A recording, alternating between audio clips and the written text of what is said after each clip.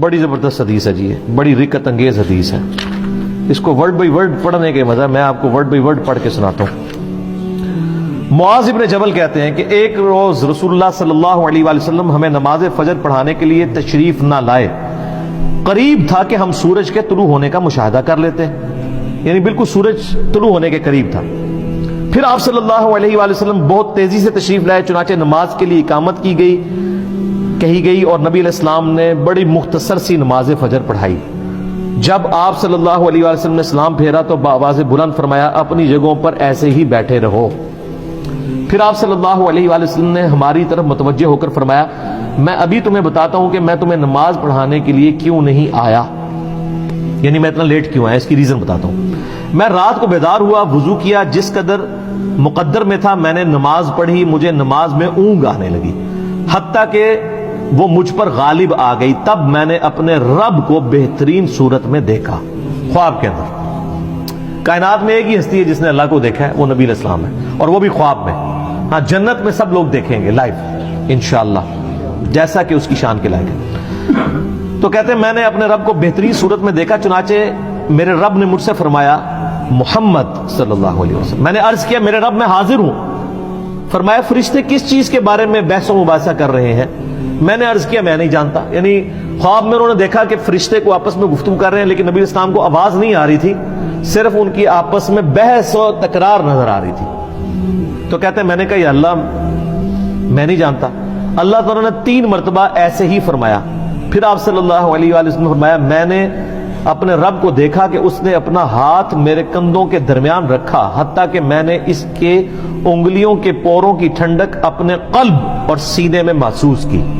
یعنی یہ ہاتھ جیسا کہ اس کی شان کے لائق ہے، دونوں شانوں کے درمیان رکھا تو میں نے اپنے سینے میں اپنے رب کے ہاتھ کی ٹھنڈک محسوس کی، اور میرے سامنے ہر چیز واضح ہو گئی اور میں نے پہچان لیا۔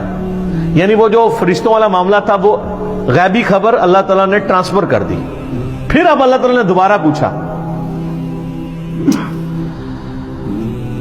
محمد، میں نے عرض کیا، میرے رب میں حاضر ہوں۔ فرمایا، مقرب فرشتے کس چیز کے بارے میں بحث کر رہے تھے؟ میں نے عرض کیا، گناہ مٹا دینے والے اعمال کے بارے میں۔ تو اللہ نے فرمایا کہ محمد وہ کیا ہیں؟ میں نے عرض کیا، جو کچھ اب فرشتوں والا علم حضور صلی اللہ علیہ وسلم کو بھی ٹرانسفر ہو گیا، کہ باجماعت نماز پڑھنے کے لیے پیدل چل کر جانا،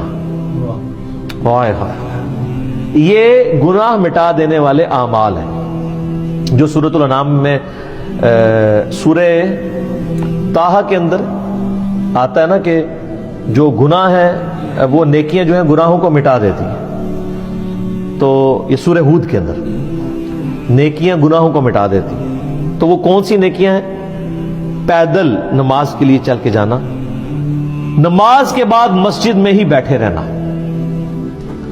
یہ دوسری نیکی۔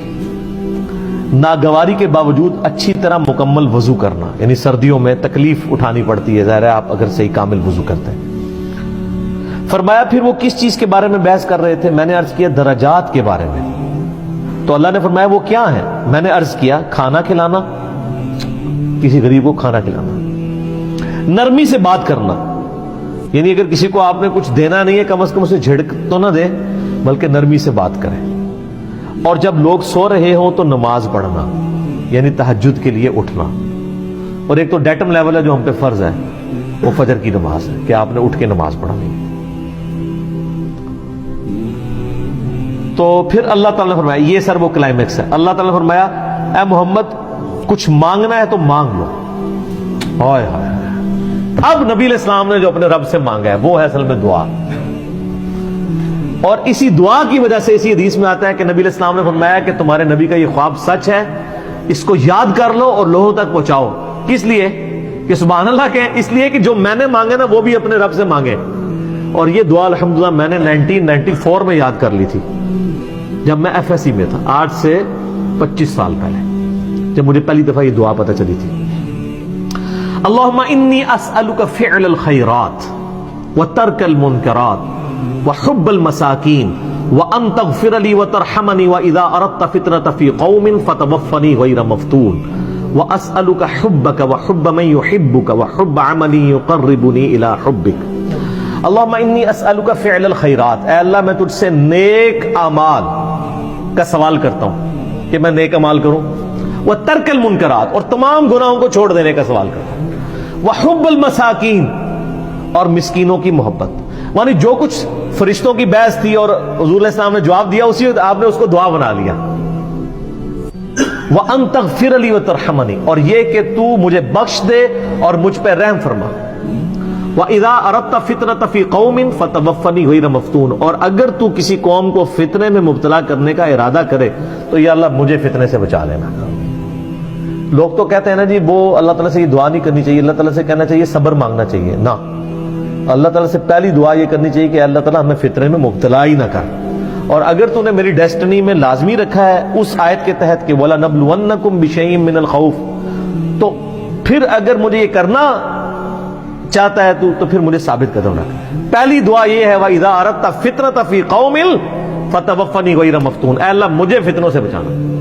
اللہم انی اسألک حبک، اے اللہ میں تجھ سے تیری محبت کا سوال کرتا ہوں، وحب من یحبک، اور میں ہر اس شخص کی محبت تجھ سے مانگتا ہوں جس سے تو محبت کرتا ہے، یعنی سارے انبیاء کی محبت، اہل بیت کی، صحابہ کی، نیک لوگوں کی۔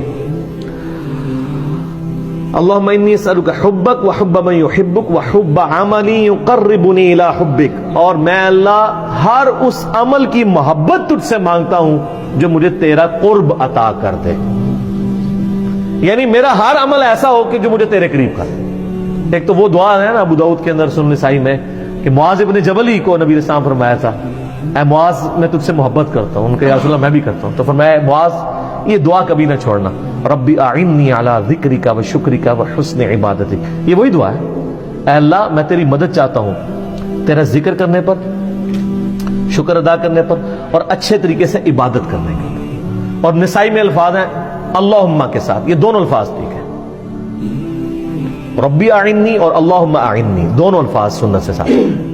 تو یہ دعا کی، پھر نبی علیہ السلام نے فرمایا یہ خواب حق ہے، اسے یاد کر لو اور دوسروں کو بھی بتایا۔